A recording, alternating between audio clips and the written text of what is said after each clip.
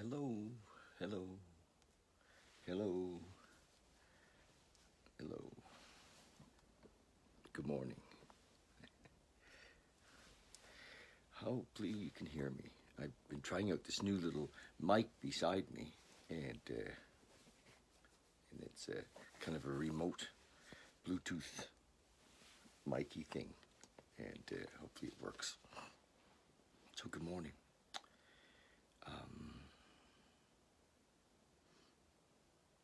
Just been this morning just talking to Trevor here about you know, where are we going next? I know that I'm mostly just reading from this book, but I was thinking about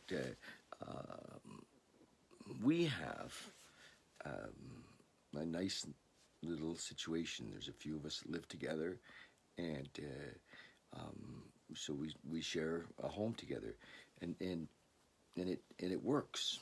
It's like a little experiment, and it works. And the main thing for us is that we're all sober, and but it supports us. It helps financially. We're all on a spiritual path that works. But I think going forward that more and more people are going to live together. I think that the idea of kind of social isolation is it might probably go on for quite a while. And I was thinking about a friend of mine actually that's living with her 4 or 5 year old daughter, and I'm thinking that more of that's going to happen. That people are going to say, let's get a big house together and live together and experiment with cohabitating, with being roommates, and so that we're not so isolated. So it works for us, and we just had this idea that maybe we'd write something up about it to give people suggestions on the how-tos. Not that we're really great at it, but if we helped other people, maybe we get better at it. That's a principle, isn't it? Yeah, help enough other people get what they want, and you get what you want. And so it is a principle. Hi, Barb. How are you? Good morning. So, yes, every morning we've been reading from this little 24-hour-a-day book. It's a great little book. It was written in 1954-ish. And hi, Kathy. And I just enjoy reading from it. Today's the 15th, and it feels to me like I've been reading it for a long time, but it's only been 2 weeks, right? Half a month, 15 days, and that we've been reading from this book. And Trevor, who's my roommate, very patient with me, comes in and listens to me in the morning, and I appreciate that. So it's interesting. I guess that people like it, and just a thought: if you do enjoy it, and it's kind of there's a lot of us in recovery that maybe you could share this with some of your friends in recovery from today's reading, and so that maybe they might want to listen too. So I'm trying to do it at 9 because a lot of friends are in a meeting at 9:30.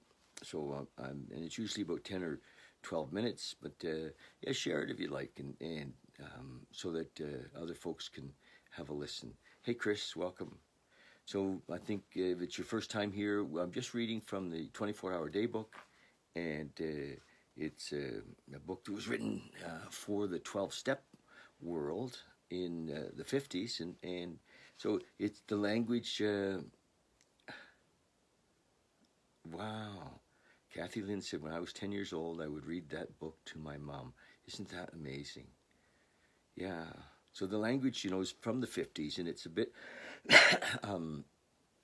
masculine a little more, but that's okay. We can kind of adapt to the changing times. That's a great story, Kathy, that you read this book to your mom when you were 10. That's so cool. So here we are, May 15th.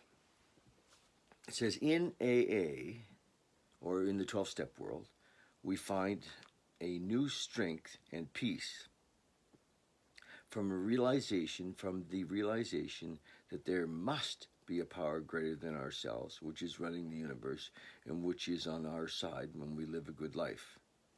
And it's interesting because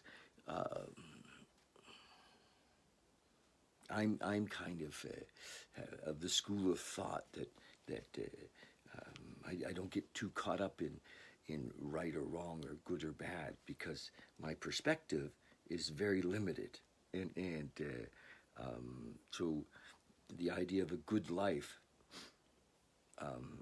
Excuse me.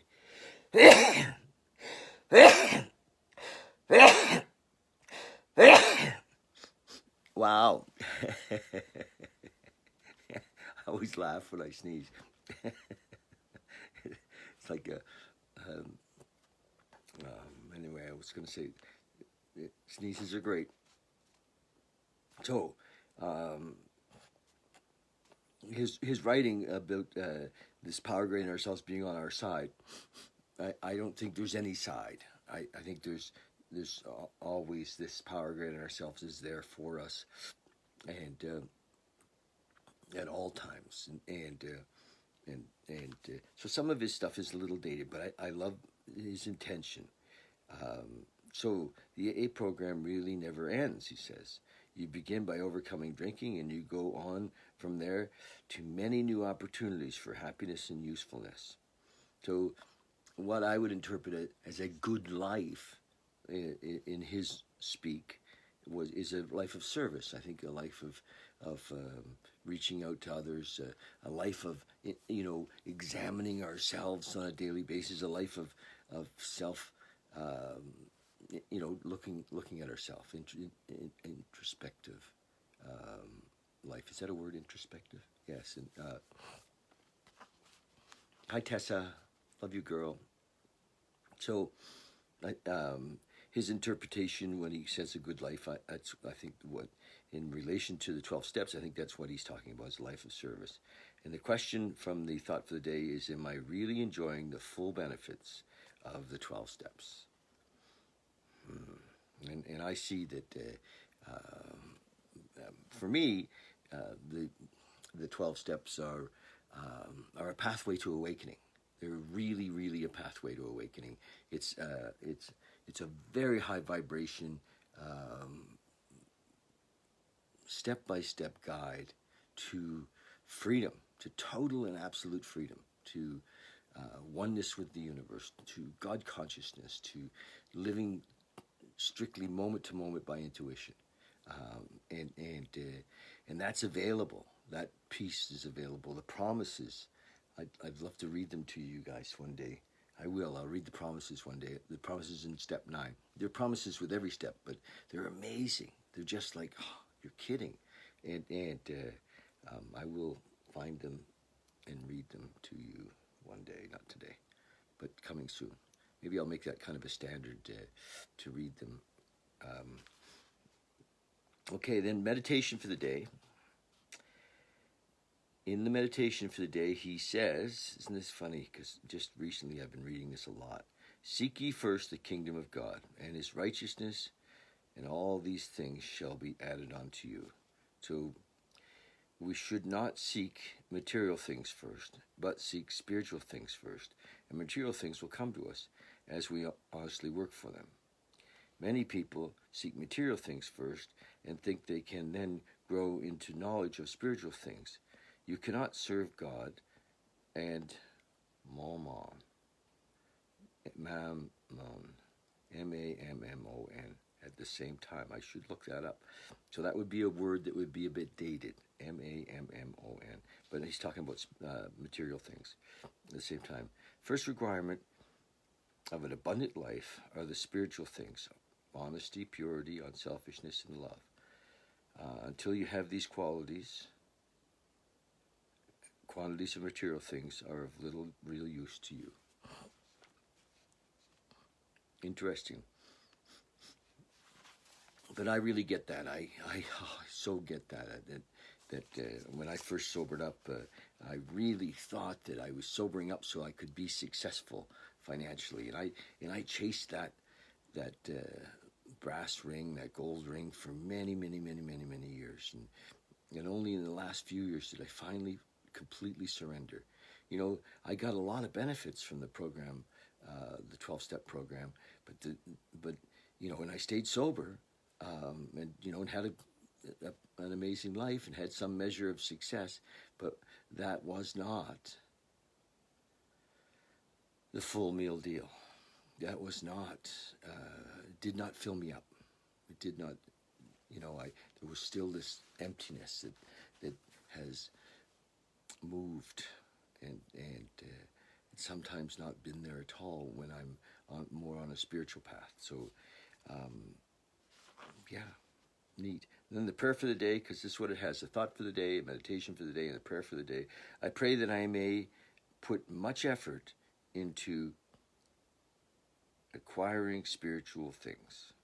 I pray that I may not expect things until I am right spiritually.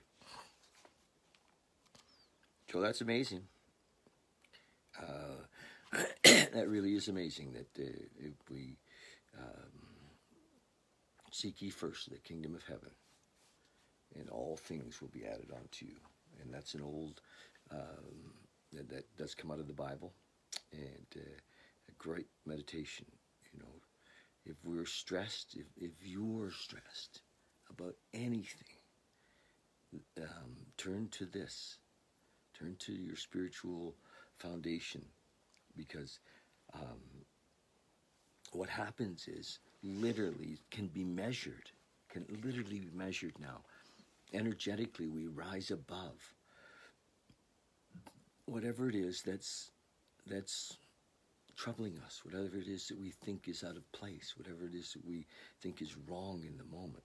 When we look towards our relationship with our higher power, with God, with universal intelligence, however we perceive that relationship, when we look towards that relationship, we're lifted up. Literally, we're lifted up, and the problems disappear. You know, answers appear, and we just have to be prepared for them. And I've shared here before that I have basically I have three simple prayers, and one of them is help me, please help me, and it's just not knowing what it is I need, not asking for anything in particular, just asking for assistance and guidance. You know, that's a prayer. It's a very simple, humble prayer. Please help me. I'm not telling the universe exactly what it is I need or want. I'm living an experiment of letting myself be guided. And it's a beautiful experiment. You know, much of the world tells us that we have to be specific. We have to, you know, write out a full look at what it is that we want, like a real picture of it, and we focus on that picture. And I've decided to stop doing that. I've decided to actually just ask to be of service. And the second prayer or part of the prayer is thank you, thank you, thank you. So just to live in that gratitude, not for anything in particular again. You know, not for my health, although I am grateful for my health. You know, not for my beautiful living conditions, although I am grateful for my living conditions. Just a straight thank you. Oh, Jason, you're going to have to go back and listen. It was really good today. Welcome. Just a straight thank you. So please help me is open-ended. It's not me saying help me get this or do this or be this. Just help me, you know, so I'm asking for God's grace in whatever the plan is. So instead of me running the show. And thank you, thank you, thank you, thank you, thank you. A million thank yous, not for anything in particular. For life, for God's grace. And my third part of that prayer is show me what you'd have me to be. So I'm just asking for guidance, I guess, to be shown what it is that God would have me to be. So those are the prayers and that I use every day, and I do the third step prayer every day. God, I offer myself to Thee, to build with me and do with me as thou wilt. Relieve me the bondage of self, that I may better do thy will. Take away my difficulties, that victory over them may bear witness to those I would help in thy power, thy love, and thy way of life. It's a beautiful, simple prayer. And I do that every single day, you know, sometimes more than once, but for sure I do it. I actually do it at the end of my shower every day. I have a cold shower. I 60 to 90 seconds full cold. It's good for the body. And in that cold shower, I do my third step prayer. So it's a little personal, but there you go. Love you guys, and seek ye first the kingdom of heaven.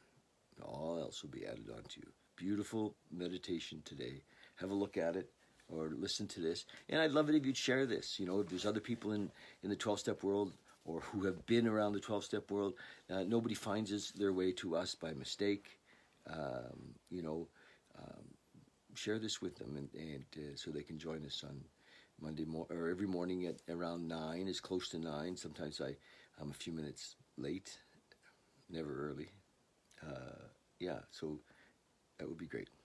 Okay, guys, love you, love you, love you, and thank you. If anything's shaking and you need to chat, please call. Just give me a call.